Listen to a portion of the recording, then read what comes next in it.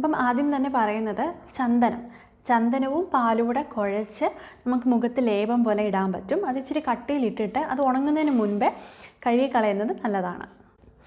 അടുത്തതായിട്ട് മൺചട്ടി.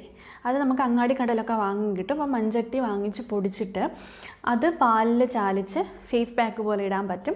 അടുത്തതായിട്ട് ഇരട്ടി മധുരം ഈ പറഞ്ഞ പോലെ പൊടിച്ചിട്ട് ഫേസ് പാക്ക് പോലെ പാലിനകത്ത് കുഴച്ച് കട്ടിയിലിടാവുന്നതാണ്.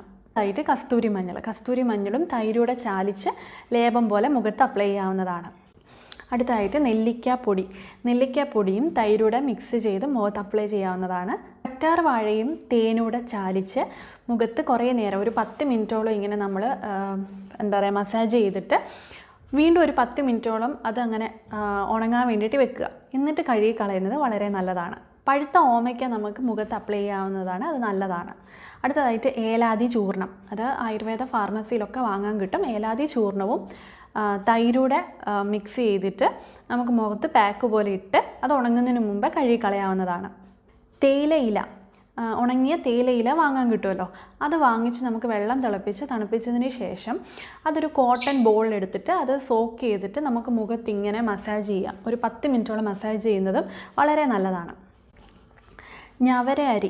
ഞവര അരി വാങ്ങിച്ച് ഉണക്കി പൊടിച്ചിട്ട് അത് പാലിൽ മിക്സ് ചെയ്തിട്ട് പാക്ക് പോലെ ഇടുന്നത് ഈ പിഗ്മെൻറ്റേഷന് വളരെ ഗുണം ചെയ്യും. അടുത്തതായിട്ട് നമുക്ക് ആഴ്ചയിലൊരിക്കൽ സ്ക്രബ് ചെയ്യുന്നത് വളരെ നല്ലതാണ്. അതിന് അരിപ്പൊടിയും വെള്ളവും കൂടെ മിക്സ് ചെയ്തിട്ട് സ്ക്രബ് ചെയ്യുന്നത് നല്ലതാണ്. അല്ലെങ്കിൽ ഓട്സ് പൊടിച്ചിട്ട് ആ പൊടിയും പാലും കൂടെ മിക്സ് ചെയ്തിട്ട് സ്ക്രബ് ചെയ്യുന്നത് നല്ലതാണ്. നമ്മൾ കുടിക്കുന്ന വെള്ളത്തിനകത്ത് കരിങ്ങാലി ഇട്ട് തിളപ്പിച്ച വെള്ളം കുടിച്ചാൽ വളരെ നല്ലതാണ്. ചിറ്റമൃതിട്ട വെള്ളം തിളപ്പിച്ച് ഒരാഴ്ചയിൽ 2 ദിവസം കുടിക്കുന്നത് നല്ലതാണ്. പിന്നെ 13 ഇട്ട് തിളപ്പിച്ച വെള്ളം കുടിക്കുന്നത് നല്ലതാണ്.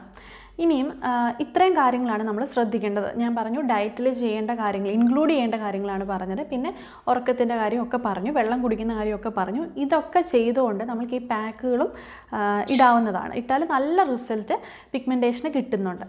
കുറച്ച് കാര്യങ്ങൾ ശ്രദ്ധിക്കാനുണ്ടെന്ന് ഞാൻ പറഞ്ഞായിരുന്നു. അപ്പോൾ അത് ഞാൻ പറഞ്ഞുതരാം. അതായത് ഒന്നിൽ കൂടുതൽ പാക്കുകൾ ഇടുന്ന കാര്യങ്ങൾ ഞാൻ പറഞ്ഞിട്ടുണ്ട്. അപ്പം ഇതെല്ലാം കൂടെ വാരി വലിച്ച് ഒരിക്കലും ഇടല്ല. ഏതെങ്കിലും 1 or 2 സെലക്ട് ചെയ്തിട്ട് അത് മാത്രം കണ്ടിന്യൂസ് ആയിട്ട് ഇടുക. ആഴ്ചയിൽ കണ്ടിന്യൂസ് ആയിട്ട് മീൻസ് അത് മാത്രം നമ്മൾ ട്രൈ ചെയ്ത് മുൻപോട്ട് പോകുക. ആഴ്ചയിൽ ഒരു 4 ദിവസം മാത്രം ചെയ്താൽ മതി. ഓൾട്ടർനേറ്റ് ഡേയ്സ് ആയാലും കുഴപ്പമില്ല, അങ്ങനെ ചെയ്താൽ മതി. എല്ലാം കൂടെ വാരി വലിച്ച് ചെയ്യല്ലേ.